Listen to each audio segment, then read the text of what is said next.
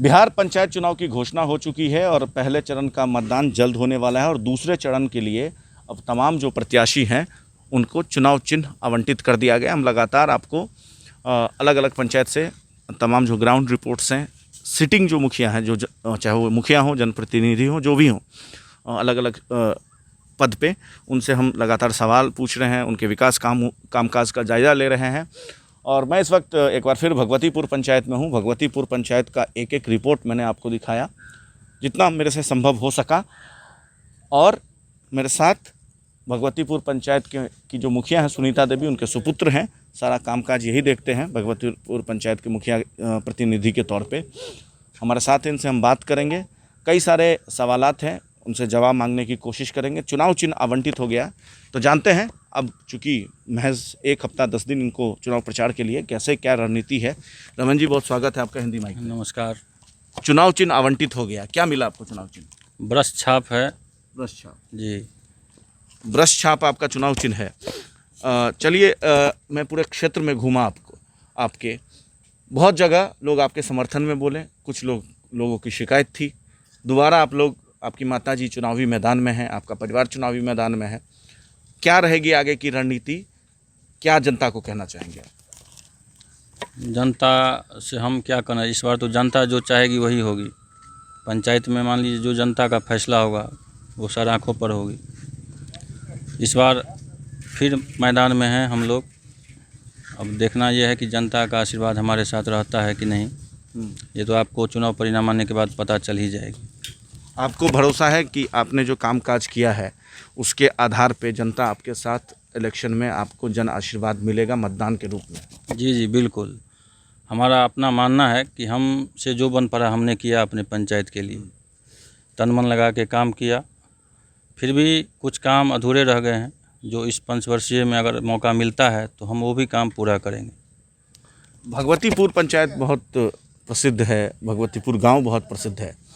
और यहाँ पे जब मैं फील्ड में घूमा था तो लोग एक चीज़ बोल रहे थे, जो आपसे नाराज़ भी थे कुछ कामों को लेकर के। वो बोल रहे थे कि ठीक है, कुछ चीज़ें हुआ, कुछ चीज़ें नहीं हुआ, लेकिन मुखिया ऐसा ही चाहिए। तो आगे कुछ ऐसी, चाहे वो कोरोना में मैं देखा कि बहुत जगह जो है कोरोना की वजह से फंड रुका या जो भी चीज़ें हुई, तो कौन सी ऐसी काम है जो आपके नज़र में होगा, 1-2 काम जो छूट गया हो किन्हीं कारणों से, जो इस पंचवर्षीय में आप करना चाहेंगे? देखिए, सभी मामलों में कुछ काम बाकी रह गए हैं और इसका जिक्र पूरा करना तो मुश्किल है। लेकिन कोरोना के समय में भी हमने जो बन पड़ा हमने किया, जनता के लिए, अपने स्तर से हो या सरकारी स्तर से हो। लेकिन फिर भी हम लोगों का तो एक मान लीजिए सिस्टम है कि उस सिस्टम के अधीन रह के काम करना है। तो जो सरकार के द्वारा हम लोगों को फंड निर्गत होता है तो उसी आधार पर हम लोग काम करते हैं। तो पूरा काम तो हम लोग कर पाएंगे ये तो हम चैलेंज नहीं कर सकते हैं, लेकिन काम होता रहेगा और जनता की समस्याएं तो हमेशा रहेंगी और उसको पूरा करना ही जनप्रतिनिधियों का काम है। तो हमारी कोशिश रहेगी कि जनता की जो भी समस्याएं हैं उसके लिए आपको समाधान करना है। आप अपने स्तर से हो या सरकार के स्तर से हो, हमेशा उस काम को पूरा करना है। और हमेशा मैं चाहता हूं कि जो भी काम अधूरा रह गया है वो आगे भी पूरा हो। कुछ सड़क बनना बाकी रह गया है, शायद 2-4 सड़क छूट गया होगा मुश्किल से, जिसमें कुछ अवरोध भी पैदा हुए हैं। तो ये काम सब है। बाकी सारा व्यवस्था तो लगभग हम देख ही रहे हैं, उसको बस सुचारू रूप से चलाने की ज़रूरत है, जिसके लिए हम लोग भी तैयार हैं। जनता का समर्थन, अगर हमारे मतदाताओं का समर्थन रहेगा, हम सारे काम करेंगे। सारी व्यवस्थाओं को सुधार के चलाना ही विकास इसको माना जा सकता है। जैसे स्कूल हैं, हॉस्पिटल्स हैं, इन सारे व्यवस्थाओं को भी सुचारू रूप से चलाने की ज़रूरत है। इसके लिए हम लोग भी हमेशा ध्यान देते हैं, जितना बन पड़ता है उतना हम लोग मेहनत करते हैं कि बस नहीं पूरा तो कम से कम 50% भी सुविधा मिले तो जनता खुश रहेगी। मैं पंचायत में घूमा, बहुत लोग मतलब नाराज़ कह सकते हैं, नाराज़गी खिलाफ आपके कोई नहीं थे, नाराज़ 2-4 लोग थे। उनकी नाराज़गी ये थी कि मैं चाहूँगा इस पे आप स्पष्टीकरण दें। उनकी नाराज़गी ये थी कि जैसे इंदिरा आवास, प्रधानमंत्री आवास जिसको कहते हैं, या शौचालय योजना है, वो मेरे पड़ोस में तो मिल गया, मुझे नहीं मिला। तो ये क्या, इसको मैं भी बहुत पंचायत घूमा, मैं इसका टेक्निक समझ नहीं पाया, ऐसा क्यों हो पाता है? देखिए, ये इंदिरा आवास तो बंद हो गया, प्रधानमंत्री आवास योजना का अब जो है सो चल रहा है 2016 से। तो लगभग 950 प्रधानमंत्री आवास योजना आवंटित हुई। हमारे पंचायत में 950 लोगों को 950 लोगों को घर मिला। इसका डाटा हमारे पास है, आप चाहें तो ले सकते हैं। तो एक ही बार में तो सबको संभव है नहीं देना, लेकिन फिर भी अभी भी 600 नाम जुड़ा है लगभग पंचायत में। तो इन पर अभी इलेक्शन के बाद तुरंत काम होगा, क्योंकि आचार संहिता लगने के कारण काम नहीं हो पाया।